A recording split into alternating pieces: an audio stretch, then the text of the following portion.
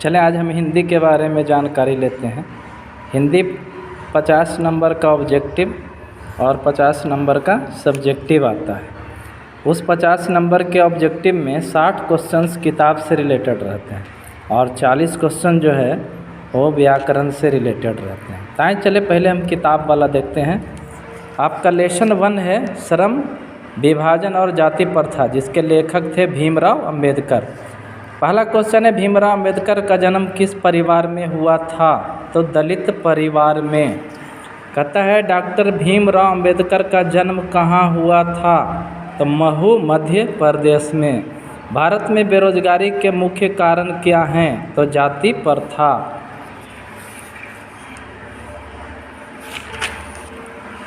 देखें अगला सवाल, बुद्धा एंड हिज धम्म के लेखक कौन है? भीमराव अंबेडकर। अगला सवाल देखें, आधुनिक मनु किसे कहा गया है? भीमराव अंबेडकर को। श्रम, विभाजन और जाति प्रथा के लेखक बाबा भीमराव अंबेडकर। डॉक्टर भीमराव अंबेडकर ने किस पत्रिका का संपादन किया था? बहिष्कृत भारत। अगला सवाल, सच्चे लोकतंत्र का पर्याय क्या है? भाईचारा। कहता है कि लेखक की दृष्टि में आदर्श समाज कैसा होना चाहिए? जिसमें स्वतंत्रता, समता और भ्रातृत्व का भाव हो। दूसरा लेसन, 20 के दांत, लेखक नलिन बिलोचन शर्मा। कहता है सेन साहब खोखा को क्या बनाना चाहते थे? इंजीनियर। सेन साहब की आंखों के तारा कौन था? तो खोखा। खोखा के कितने दांत? किसने दांत तोड़े? तो मदन ने। 20 के दांत पाठ की विभा क्या है? कहानी है, याद रखिएगा। एक ही लड़के, यही ऐसे ही लड़के आगे चलकर गुंडे, डाकू, चोर बनते हैं। यह पंक्ति कहानी के किस पात्र में है? सेन साहब के लिए है। कौओं की जमात में शामिल होने के लिए कौन ललक गया था? हंस। सेन साहब के मित्र क्या था? पत्रकार। मदन ने कासू को कितने दांत तोड़ डाले थे? याद रखिएगा 2 दांत। खोखा किसको कहते हैं? याद रखेंगे, खोखा कासू को कहा गया है। अगला सवाल, 20 के दांत कहानी किस वर्ग के अंतर विरोधियों को उजागर करती है? तो मध्यम वर्ग को। सेन साहब की मोटरसाइकिल किस रंग की थी? तो काले रंग की। लड़कियां क्या है? कठपुतली है। इससे किस बात का पर गर्व है? माता पिता को। सेन साहब अपने पुत्र को क्या बनाना चाहते थे? तो पहले ही जान रहे हैं, बिजनेसमैन या इंजीनियर। कहता है 20 के दांत कहानी ली गई है कहाँ से? तो 20 के दांत एवं अन्य कहानी संग्रह से। तीसरा लेसन, भारत से हम क्या सीखें? लेखक मैक्समूलर। आइए, स्वामी विवेकानंद ने वेदांतियों को वेदांती किसे कहा है? मैक्समूलर को। दारिस नामक सोने के सिक्के से भाड़ा किसको मिला? तो वारेन हेस्टिंग्स को। प्लेटो का संबंध किस देश से है? यूनान से। भारत की प्राचीनतम भाषा कौन सी है? संस्कृत। मुंडा किस देश की जनजाति था? भारत के। मैक्स मूलर का जन्म कहाँ हुआ था? डेसाउ जर्मनी में। मैक्स मूलर को वेदांतियों का वेदांती किसने कहा? स्वामी विवेकानंद ने। कालिदास रचित मेघदूतम पद्यानुवाद किसने किया था? मैक्स मूलर ने। अगला सवाल, मैक्स मूलर ने मानव सभ्यता के मूल स्रोत किसे माना? वैदिक तत्वज्ञान को। भारत से हम क्या सीखें के रचनाकार कौन है? Max Muller. दारिस क्या है? दारिस एक सोने का प्राचीनतम सिक्का है। अगला लेसन, नाखून क्यों बढ़ते हैं? लेखक हजारी प्रसाद द्विवेदी। नाखून क्यों बढ़ते हैं? इसमें बढ़ने की चीज़ क्या है? तो प्रेम का। लेखक के अनुसार मनुष्य के नाखून किसके जीवन का प्रतीक है? सी पाशवी कीर्ति का। नाखून क्यों बढ़ते हैं? गद्य की कौन सी विधा है? ललित निबंध। याद रखेंगे, हजारी प्रसाद द्विवेदी द्वारा रचित। नाखून क्यों बढ़ते हैं? सहजात वृत्तियाँ किसे कहा गया है? आन जान स्मृति को। कौन मनुष्य का आदर्श नहीं बन सकता है? बंदरिया। महाभारत क्या है? पुराण है। नाखून क्यों बढ़ते हैं? निबंध में निबंधकार कौन सा दृष्टिकोण प्रकट होता है? ख मानववादी। हिंदी साहित्य के आदिकाल के रचनाकार आचार्य द्विवेदी प्रसाद। कामसूत्रा के लेखक वात्स्यायन। नख किसका प्रतीक है? पशुता का। अशोक के फूल किसकी कीर्ति है? बी सुमित्रानंद पंत के। किस देश के लोग बड़े बड़े नख पसंद करते हैं? गौड़ देश के। मनुष्य को नाखून की ज़रूरत कब होती है? जंगली जीवन में। असुरों के पास नहीं थे लोहे के अस्त्र। नाखून क्यों बढ़ते हैं? बूढ़े का जिक्र किया गया? महात्मा गांधी का। द्विवेदी जी ने निर्लज अपराधी किसे कहा है? नाखून को। देवताओं का राजा किसे संबोधित किया है? इंद्र को। गौतम ने कहा था कि मनुष्य क्यों मनुष्यता है सभी के सुख दुख की सहानुभूतियों के साथ देखरेख।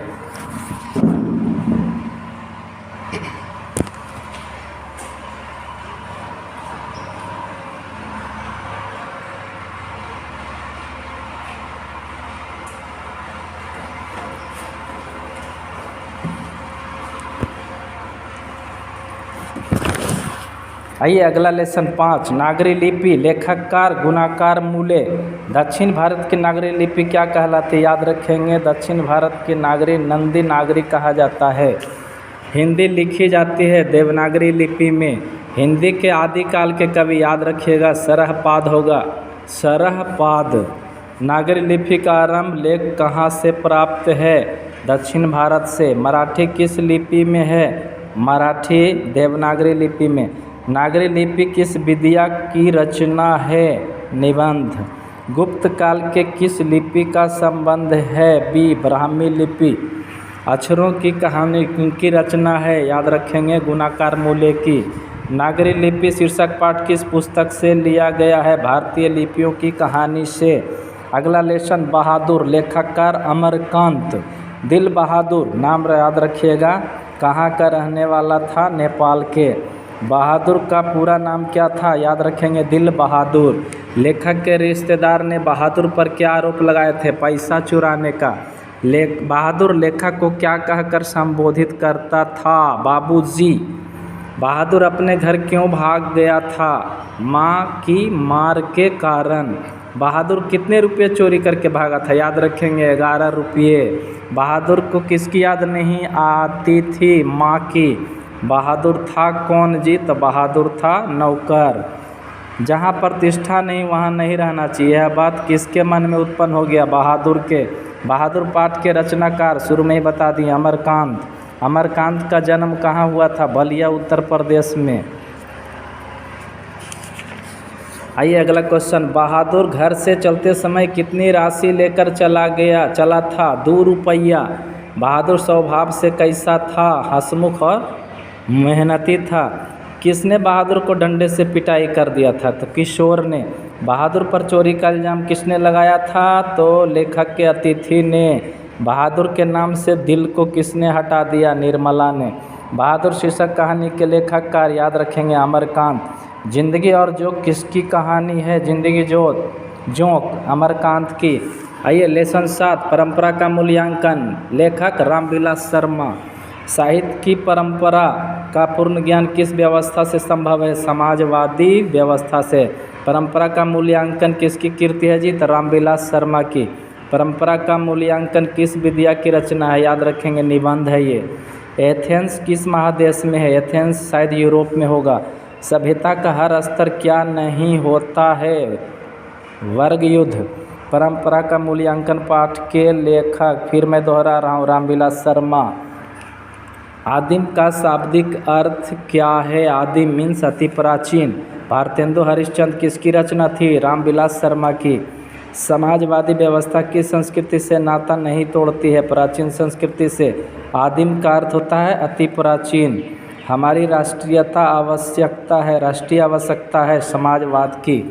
किन लोगों के साहित्य की परंपरा का ज्ञान सबसे आवश्यक है? डी जो साहित्य के युग परिवर्तन करना चाहते हैं। लेसन 8 जिन मैं निखरत हूँ। बिरजू महाराज। बिरजू महाराज के खुद को किसका शागिर्द मानते थे? माँ को। बिरजू महाराज किस कला के थे? याद रखिएगा कथक। बिरजू महाराज के शागिर्द कौन थे? शागिर्द शाश्वती। बिरजू महाराज किस घराने से आते थे? याद रखेंगे लखनऊ से। बिरजू महाराज को कितने संतानें थी? मात्र 2। बिरजू महाराज क्या थे? नर्तक थे। बिरजू महाराज की पहली शिष्या का नाम रश्मि। बिरजू महाराज के साक्षात्कार किसने लिया था? रश्मि वाजपेयी ने। बिरजू महाराज की तालीम का किससे मिली? पिताजी से। बिरजू महाराज की शादी 18 वर्ष में। पंडित बिरजू महाराज का जन्म लखनऊ में। बिरजू महाराज की शिष्या रश्मि वाजपेयी। कितने वर्ष की उम्र में बिरजू महाराज को नवाब साहब पसंद आ गए थे? 6 साल के हैं। पंडित बिरजू महाराज के गुरुआइन कौन थी? गुरुआइन उनकी माँ थी। किस उम्र में? मात्र 8 साल की उम्र में ही नृत्य कला में पारंगत। बिरजू महाराज के माता पिता क्या थे? प्रसिद्ध नर्तक थे। लखनऊ में बिरजू महाराज का मुलाकात किनसे हुई? कपिला जी से। आइए लेसन 9 अवनियों। अशोक वाजपेयी अवनी कितने वर्ष पहले पहली बार अवनियाँ आए थे? याद रखेंगे 10 वर्ष। अवनियाँ स्थित है कहाँ है जी? तो फ्रांस में। अवनियाँ किस नदी के किनारे है? शायद मेरे अनुसार रोन होना चाहिए, रोन। ला शत्रुज क्या है? ला शत्रुज एक ईसाई मठ है। आइए अवनिया पाठ रचिता कौन है? पहले ही बोल चुके हैं, अशोक वाजपेयी। अशोक वाजपेयी ला शत्रुज में कितने दिन ठहरे थे? 19 दिन। अशोक वाजपेयी किस पत्रिका के संपादक थे? समवेत। अवनिया किस देश में है? अवनिया दक्षिणी फ्रांस में। रोन नदी कहाँ है? दक्षिणी फ्रांस में। आए लेसन 10 मछली। विनोद कुमार शुक्ला। लेखक ने मछली खाने से किसने मना किया? माँ ने। पिता ने बाजार से कितने मछली लाए थे? तो 3 मछली। घर में मछली कौन खाता था? तो पिताजी। मछली को कौन लेके भाग गया था? संतु। मछली कहानी के किस वर्ग का चित्रण हुआ है? निम्न वर्गीय परिवार का। झोले में कितने मछली थी? पहले ही मालूम होना चाहिए आपको कि कितने मछली था? तो 3 मछली था।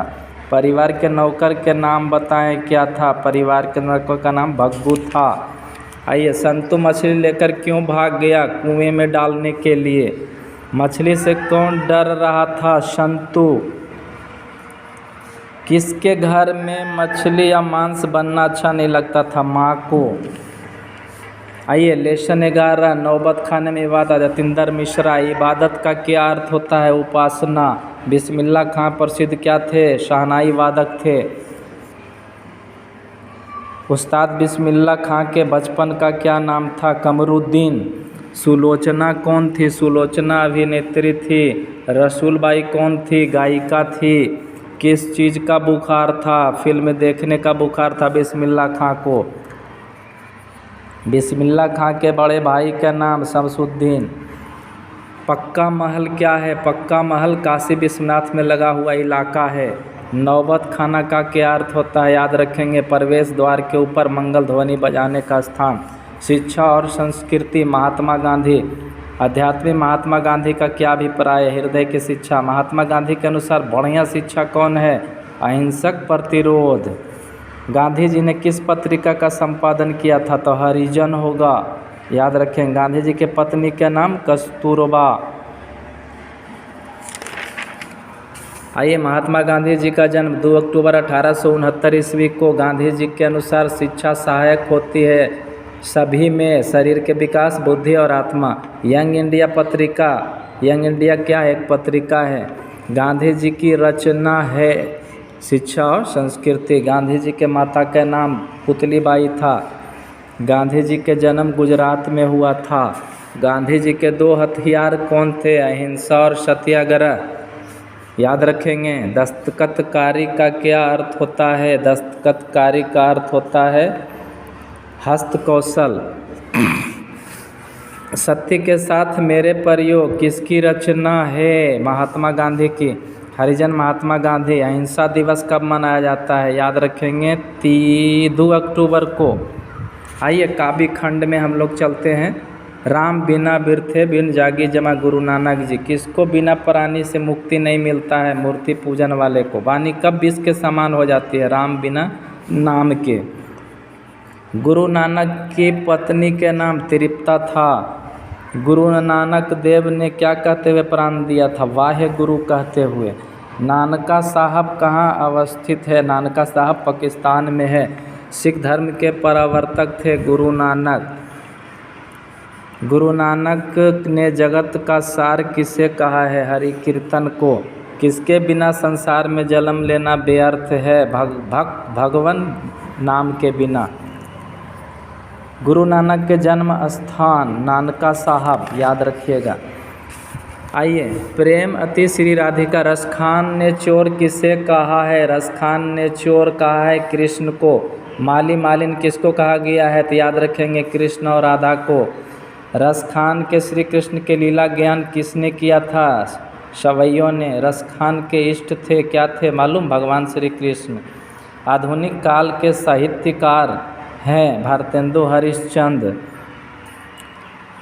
रसखान के किस काल के कवि थे? याद रखिएगा, भक्ति काल। चित्तचोर किसको कहा है? चित्तचोर किसको कहा है? श्री कृष्ण को। लकुटी का क्या अर्थ होता है? लकुटी का अर्थ होता है छोटी लाठी। आइए, लेसन 3 में अति सुधो स्नेह को मोरा। घनानंद। घनानंद कवि हैं किसके? याद रखेंगे रीति मुक्त के। परहित के लिए देह धारण कौन करता है? बादल। सरसों का हिंदी मानक शब्द है रस बरसाओ। घनानंद ने अपने आंसुओं को कहाँ पहुँचाना चाहते हैं? सुजान के आंगन में। कवि ने प्रेम मार्ग को बताया है सरल और निश्चल। प्रेम के पीर का कवि किन्हें कहा गया है? घनानंद को। आइए, लेसन 4 स्वदेशी। बद्रीनाथ नारायण प्रेमधन। प्रेमधन अपना आदर्श किसे मानते थे? भारतेंदु हरिश्चंद्र को। प्रेमधन ने मुख्य रूप से किस भाषा काव्य से है? तो ब्रज भाषा में है। प्रेमधन ने किस साप्ताहिक पत्रिका? तो नागरी नीरद। स्वदेशी के कवि हैं, स्वदेशी के कवि प्रेमधन। डफाली के रचना का। डफाली का क्या अर्थ होता है? बाजा बजाने वाला। आए, लेसन 5 भारत माता। सुमित्रानंदन पद। भारत माता कहाँ निवास करती है? याद रखिएगा, गाँव में। सुमित्रानंद पंत ने मिट्टी की प्रतिमा उदासीनी किसे कहा है? भारत माता को। सुमित्रानंद। तप संयम कौन पुरुष है? द्वंद्व समास है। कवि पंत जी को किसका हरास के राहु ग्रसित दिखाई देती है? भारत माता। प्रकृति के सुकुमार कवि किसे कहा गया है? पंत को। प्रकृति पंत, याद रखेंगे। पंत जी किस युग के कवि थे? याद रखेंगे छायावाद। गंगा यमुना का क्या अर्थ होता है? भारत माता की 2 आँखें। भारत माता की 2 आँखें। पंत जी ने परवासिनी किसे कहा? याद रखेंगे परवासिनी भारत माता को। किस युग के कवि थे? सुमित्रानंदन पंत, छायावाद। भारतेंदु का शाब्दिक अर्थ होता है शरद ऋतु का चंद्रमा। आइए, 6 लेसन। जनतंत्र। जनतंत्र का जन्म रामधारी सिंह दिनकर किस गांव के निवासी थे? सिमरिया, बेगूसराय। दिनकर किस काल के कवि थे? उत्तर छायावाद। मिट्टी की अबोध मूर्तें कौन है? मिट्टी की अबोध मूर्तें जनता है। दिनकर की किस रचना में कर्ण को नायक बताया गया है? रश्मि रथी में। उर्वशी किसकी कृति है? याद रखेंगे उर्वशी, दिनकर की। आइए, किसे सिंहासन खाली करने की बात की गई है? राजतंत्र और सामंतवाद को। हिरोशिमा, सच्चिदानंद अज्ञेय। हिरोशिमा पाठ के चौक पर निकलने वाला सूरज किसको कहा गया? परमाणु बम को। हिरोशिमा कहाँ अवस्थित है? याद रखेंगे जापान में। हिरोशिमा शीर्षक कविता में सूरज का प्रतीक किसको कहा गया है? अणु बम को। कवि अज्ञेय ने सूरज किसको कहा है? परमाणु बम को। आइए, लेसन 8 एक वृक्ष हत्या। कुमार नारायण। एक वृक्ष हत्या कविता में वृक्ष कविता के बीच कैसा संबंध है? मित्रता का। बूढ़ा चौकीदार। वृक्ष हमेशा कहाँ है? घर के दरवाजे पर। कवि मनुष्य को क्या हो जाने से बचाना चाहता है? जंगल हो जाने से। कवि को हमेशा घर के दरवाजे पर कौन मिलता था तैनात? बूढ़ा वृक्ष। दूर से कौन ललकारता है? याद रखेंगे वृक्ष चौकीदार। खाकी वर्दी में कौन चौकन्ना रहता है? वृक्ष। एक वृक्ष की हत्या किससे जुड़ी है? याद रखेंगे पर्यावरण से। कवि के अंदेशों में कौन था? अंदेशों में कौन था? एक सन्यासी। एक वृक्ष हत्या के रचनाकार, याद रखेंगे कुंवर नारायण। कवि कुछ देर के लिए बैठ जाते हैं, कहाँ? वृक्ष की छाया में। कवि के अनुसार घर को किसने बचाया? किससे बचाना है? लुटेरों से। शहर को किससे बचाना है? तो नादिरों से। जंगल को किससे बचाना है? तो मरुस्थल होने से कवि को वृक्ष कैसा लगता है? चौकीदार की तरह है। कबीर ने पगड़ी का प्रतीक किसे कहा? वृक्ष के ऊपर भाग की पत्तीदार को। और डहली जो था ना, राइफल की संज्ञा दिया गया था सूखी डाल को। आइए हमारी नींद, वीरेन डगवाल, हमारी नींद कविता किसका प्रतीक है? तालस का। गरीब की बस्ती में क्या हुआ था? देवी जागरण हुआ था, सबको याद होना चाहिए। हमारी नींद कविता में हठीला किसको कहा गया है? जीवन को। कवि के अनुसार कई लोग ऐसे हैं जो नहीं घूमे हैं, इनकार करना। कवि हमेशा क्या सलाह देते हैं? नींद से जगने की सलाह देते हैं। जब हम नींद में होते हैं तो किसका जीवन चक्र पूरा हो जाता है? मक्खी का। अक्षर ज्ञान, अनामिका। घड़े सा लुढ़कता हुआ घ है। ग से अक्षर किसको बताया गया? गमला को। अड़ा में ड किसको कहा गया है? माँ को। और अड़ा का जो बिंदु है वो बालक यानी किसको दर्शाता है? तो बेटा को। किसका ध्यान के लिए क लिखते समय कबूतर पर होता है? बोध बालक को। बेटे को आंसू कब छलकते हैं? याद रखेंगे पहली विफलता पर। लौट कर फिर आऊँगा, जीवन दास। लौट कर फिर आऊँगा किस कवि द्वारा भारान्वित किया गया है? प्राण प्रयाग शुक्ल द्वारा। रंगीन बादलों के बीच कौन लौटते होंगे? सारस। कवि क्या बनकर तैरने की कामना करता है? हंस। लड़के की नाव कैसी है? पुरानी है। आइए, मेरे बिना तुम, रेन मोरियो रिल्के। किसे खोकर ईश्वर अपना अर्थ खो बैठेंगे? भक्त को। मेरे बिना तुम प्रभु के लेखक, रेन मोरियो रिल्के। कवि क्या सूखने की बात कहता है? मदिरा। कवि अपना अर्थ खो बैठेगा? भगवान। किसका शानदार लवादा गिर गया था? याद रखेंगे प्रभु का। लवादा का शाब्दिक अर्थ होता है चोंगा। आइए, कवि ने जल पात्र किसको कहा है? पानी रखने के बर्तन को। नहीं, गलत, भक्त को होगा। किसके बिना प्रभु गिरहीन हुए? दास के बिना। आइए हम लोग चलते हैं, अब लास्ट स्टेज में है वर्णिका में। देखें गौर से। दही वाली मगम्मा को रचनाकार कौन थे? श्रीनिवास। मगम्मा क्या बेचती थी? तो दही। रगरप्पा क्या थी? तो जुआरी था। मगप्पा की बहू के नाम बताइए? नजम्मा। दही वाली मगम्मा के पात्र? मगम्मा। याद रखेंगे। बहू की दशा है मगरमच्छ सी। रंगरप्पा कौन था? रंगरप्पा इनमें से कोई नहीं है जी।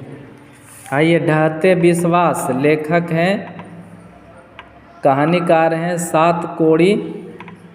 उड़िया कहानी है। ढहते विश्वास कहानी के प्रमुख पात्र कौन है? याद रखेंगे लक्ष्मी। लक्ष्मी के बड़े पुत्र के क्या नाम था? अच्युत। उधर लक्ष्मी कौन थी? लक्ष्मी एक दिनहीन महिला थी। लक्ष्मी के पास कितना जमीन था? 1 बीघा। आइए, लेसन माँ गुजराती कहानी है जी, ईश्वर पेटिलकर। जन्म से ही पागल है मंगू की अस्पताल को किसने उपमा दिया? गौशाला ने। मंगू की माँ की कितने संतान थी? तो 4। मंगू के उम्र बताइए? तो 12 बरस। माँ किस भाषा में रचित कहानी है? माँ गुजराती। मंगू जिस अस्पताल में भर्ती हुआ वहाँ के कर्मचारी व्यवहार कुशल थे। माँ कहानी में कौन पागल था? मंगू। पाइए अगला लेसन नगर तमिल कहानी है, सुजाता लेखक हैं। पंपाती को कौन सा रोग था? मेनिंजाइटिस। पंपाती की उम्र 12 बरस। बड़े डॉक्टर साहब पंपाती के संदर्भ में क्या कहते? अस्पताल में भर्ती करने के लिए। पंपाती कौन थी? बलियम्मा की पुत्री। पंपाती अस्पताल में भर्ती क्यों नहीं हो पाई? बलियम्मा की अशिक्षा के कारण। आइए, धरती कब घूमेगी? राजस्थानी कहानी है जी, सांवरदैया। सीता को कितने पुत्र थे? 3। धरती कब घूमेगी के लेखक कौन है? सांवरदैया। 3 बेटे की माँ, याद रखेंगे सीता। सीता के बड़े पुत्र का नाम कैलाश था। सीता अपने घर में ही घुटन महसूस करती है। क्वचित घुटन होगा। अर्ध विक्षिप्त सी अवस्था में किसकी थी? सीता की। धरती कब घूमेगी कहानी के मुख्य पात्र? सीता। सीता घर छोड़कर क्यों चली गई थी? 50-50 रुपया देने की बात सुनकर। और धरती कब घूमेगी संकलित है आपके समकालीन भारतीय इतिहास से। चलिए देखें, कुछ 40 नंबर का ग्रामर आता है। उस 40 नंबर के ग्रामर में मैं बता रहा हूँ। सबसे पहले कि कंठ से कौन कौन बोला जाता है तो याद रखेंगे। क ख ग घ, ह आई, तालु से हर्षई दीर्घई च छ, मूर्धा से ट ठ ड ढ, दंत से त थ द ध, प फ ब भ, उ दीर्घ उ, ओष्ठ से, कंठ तालु से ए ऐ, व दांत और ओष्ठ से। तो ये वर्ण विचार से सवाल था जी।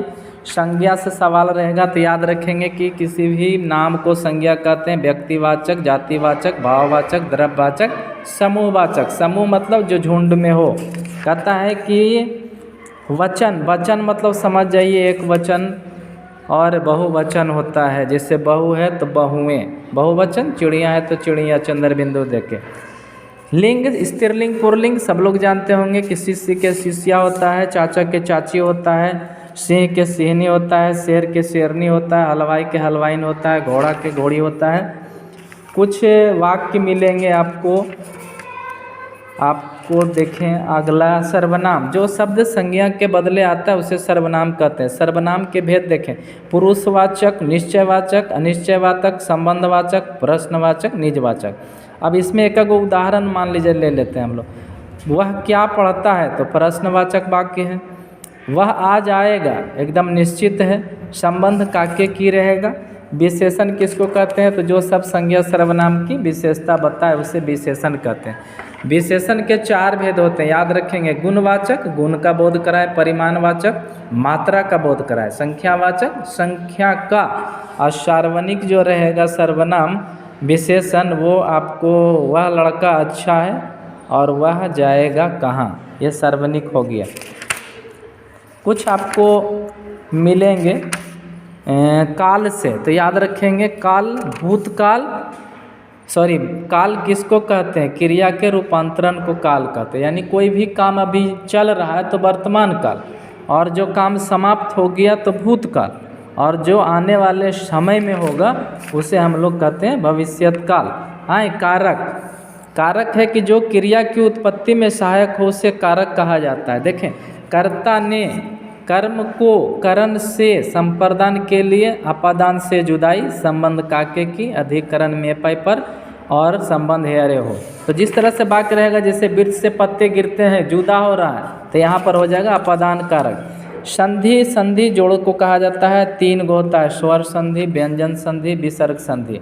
याद रखेंगे। स्वर संधि के उदाहरण देखें कुछ, जैसे हिम जोड़ालय, हिमालय, तो प्लस के पहले कुछ नहीं है तो स्वर संधि। अब देखें व्यंजन संधि में, अगर प्लस के पहले हलंत है तो वो व्यंजन संधि होगा। जैसे दिग्गज, तो उसको तोड़ दीजिए, दिग्ग जोड़ गज, तो कौन संधि? व्यंजन संधि। और विसर्ग संधि में देखें आप, विसर्ग रहेगा प्लस के पहले। जैसे नमस्कार, तो नमः जोड़ कार, निश्चय निह जोड़ चय, निर्मल निह जोड़ मल। ओके। समास देखें, समास कहता है कि जब 2 या 2 से अधिक पद आपस में मिलकर बीच की विभक्ति छोड़ के आपस में मिल जाए तो समास कहते हैं। समास के मुख्यतः देखें 6 भेद होते हैं। पहला है द्वंद्व समास, जैसे लोटा डोरी। दिग्गु समास संख्या रहेगा, चतवारा है ना, त्रिभुज, चतुर्भुज। कर्मधारय, जिसमें विशेषण की प्रधानता हो शुरू में। तत्पुरुष समास, अव्ययी भाव समास, जो शुरू वाले पद जो है प्रधानता हो। बहुव्रीहि, जो अंतिम पद समानता हो, जैसे दशानन, लंबोदर, इस तरह से। कुछ शब्द पर्यायवाची रहेंगे, जैसे देखें अमृत, अमृत सुधा अमीश, आँख के नयन लोचन, आकाश के गगन नभ। ओके। आग, अनिल, अग्नि। आइए देखें, कपड़ा क्या होता है? चीर, वसन, पट। कमल के पंकज, जलज। गंगा, जहानवी, मंदाकिनी, देवनदी। और भी देख लें थोड़ा सा, इसमें घर है, गिरह, सदन, सबको जानते होंगे। जंगल किसको कहते हैं? वन और अरण्य को। नदी के होता है सरिता और तटनी। पत्थर के पाहन, पासन। पृथ्वी के धरा, सुंदरा, वसुंधरा। मछली के होता है मत्स्य, मीन, है ना। पुष्प के फूल, सुमन। ओके। तो इस तरह से उल्टा शब्द सब लोग जानते होंगे, है ना, कि अल्प है तो परचून, अमीर के गरीब, ऊपर के नीचे, देव के दानव, है ना, निराशा के आशा, बाचाल के मुख होता है, श्रुति संभिन्नार्थक सब नहीं आता है। आए उपसर्ग, कहता है उपसर्ग वैसे शब्द को कहते हैं जो पहले लगता है, जैसे अधिक तो अति उपसर्ग है, अनु, है ना, देखें, पराभवा पराजय, है ना, उपकारा उप उपसर्ग है, पराजया में पराभवा में परा उपसर्ग है, परिजन में परि है, प्रकाश में परा, यानी जो शुरू में हो। प्रत्यय उस शब्दांश को कहते हैं जो पीछे लगता है, जैसे देखें पियक्कड़, है ना, गुरुत्व, देखें लड़का लड़कपन, पन है, बूढ़ा में पा है, बुढ़ापा, तपा अंतिम में है, धार्मिक इक, ओके, एल नकेल अंतिम में जो लगे। कुछ आपको शब्द है जो शुद्ध लिखना है, देखें जैसे पत्नी कैसे लिखाता है, ईसाई कैसे लिखाता है, परीक्षा दीर्घिकार होता है, प्राणी दीर्घिकार होता है, बीमार हर्षिकार बी ने बदीर्घिकार बी होता है। तो इस तरह से आपका कुछ शुद्ध वाक्य देखिएगा, 4 गो वाक्य दिल रहेगा, उस 4 में आपको कौन शुद्ध वाक्य, जैसे आज की ताज़ी खबर है, रोटी ताज़ी है, दाल अच्छी है, हवा बहता है। तो देखें आज की ताज़ी खबर गलत लिखल है, दाल अच्छी है स्त्रीलिंग है, हवा बहती है स्त्रीलिंग है, लेकिन रोटी ताज़ी है देखें एकदम सही बना हुआ है, रोटी ताज़ा रहता तो गलत हो जाता। तो शुद्ध वाक्य पहचान लीजिएगा। वाक्य को शुद्ध करने के लिए भी आ सकता है ना, देखें जैसे बात कहता है कि कौन वाक्य शुद्ध है, मैं देखा है गलत है, वह रोटी खाया जिन्हें गलत है उसने रोटी खाई होगा, मैं 4 चिट्ठी लिखा ये भी गलत है, वहाँ केवल 2 लोग थे, एकदम सही बात है। देखें राम चरखा काटती, राधा चरखा काटती है जिन्हें गलत है, रेडियो से यह समाचार प्रसारित हुआ सही है, एक एक करके सब मर गए ये शुद्ध वाक्य नहीं है, ज़बरदस्ती से आप जो चाहे कराएं ये भी शुद्ध वाक्य नहीं है। मुहावरा रहेगा जी 1 ठो 2 3 ठो रहता है, अंगूठा दिखाना, है ना, इनकार करना, अपना उल्लू सीधा करना, अपना काम निकालना, 9 2 11 होना, भाग जाना, आँखों के तारा होना, बहुत प्यारा होना, आस्तीन का सांप, चापलूसी आस्तीन का धोखा देने वाला, उल्टी गंगा बहाना, विपरीत कार्य करना, गड़े मुर्दे उखाड़ना, पिछली बात को रटना, दिन दूनी रात चौगुनी तरक्की, है ना, 5 उंगली घी में होना, मतलब बहुत ही लाभ होना, श्री गणेश करना, कोई भी कार्य का प्रारंभ किया जाता है श्री गणेश कहते हैं, और बहुत सा है तलवा चाटना, खुशामद करना। तो मुहावरा से भी कुछ सवाल रहेंगे, जैसे देखें आपको धोखा देने वाला साथी, धोखा देने वाला साथी को ईद का चांद नहीं कहेंगे, ईट सीट बजाना भी नहीं कहेंगे, उल्टे आस्तीन के सांप को कहते हैं। खून खोलना मतलब जोश में आना गलत है, हंसी उड़ाना गलत है, पिछली बात याद है, क्रोध ही भीतर भीतर सहना, है ना, कहता हम खूनमा पी के रह गलियो भैया। गुदड़ी के लाल होना का सही अर्थ क्या है, बनी बात बिगाड़ देना गलत है, निर्धन परिवार में जन्मा गुणी व्यक्ति है सही है। तो इस तरह से आपका हम ऑब्जेक्टिव जो है समाप्त कर दिए हैं। सब्जेक्टिव आपको हम आज शाम 6 बजते लोड कर दूंगा 50 नंबर का पूरा डिटेल्स के साथ। तो धन्यवाद, अच्छा तरह से देखें, ऑब्जेक्टिव कन्फर्म है, किससे ज़्यादा नहीं आएगा, 50 रंगी